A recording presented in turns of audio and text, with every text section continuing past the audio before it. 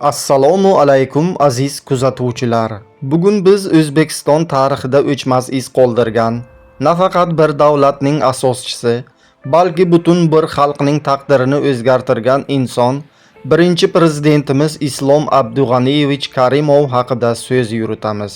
U kishi murakkab va tahlikali bir davrda mas'uliyatni o'z zimmasiga olgan, xalqimizni mustaqillik degan buyuk maqsad sari yetaklagan jasoratli rahbar edilar.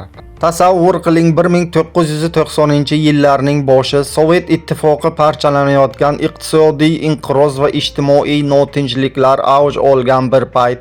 Shunday vaziyatda Islom Karimov O'zbekiston o'z kelajagini o'zi belgilaydi degan qat'iy talab bilan chiqdilar. 1991-yil 31-avgust kuni u kishining ovozi bilan yangragan O'zbekiston Respublikasining davlat mustaqilligi e'lon qilindi degan so'zlar millionlab insonlar qalbida umid uyg'otdi.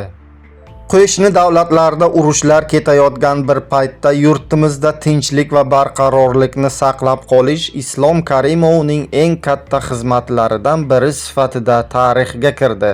Islom Karimov davlat boshqaruvida o'ziga xos yo'lni, o'zbek modelini taklif qildilar.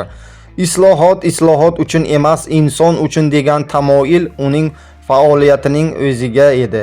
Mamlakatimizda o'zimizning avtomobil sanoatimiz, neft va gaz, mustaqilligimiz, zamonaviy ta'lim tizimi aynan u kishining tashabbuslari bilan qurildi.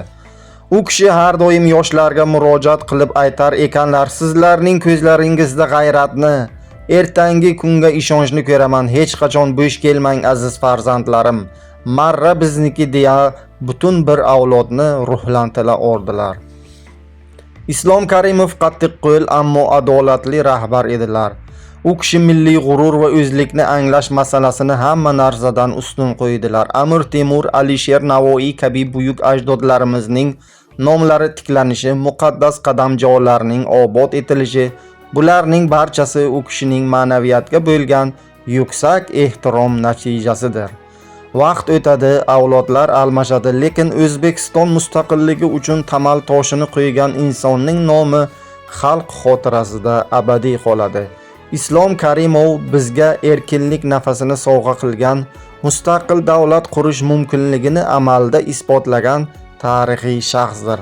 E'tiboringiz uchun rahmat. Agar video sizga manzur kelgan bo'lsa, fikringizni izohlarda qoldiring va kanalimizga obuna bo'ling. Xalqimiz tinch, mustaqilligimiz abadiy bo'lsin.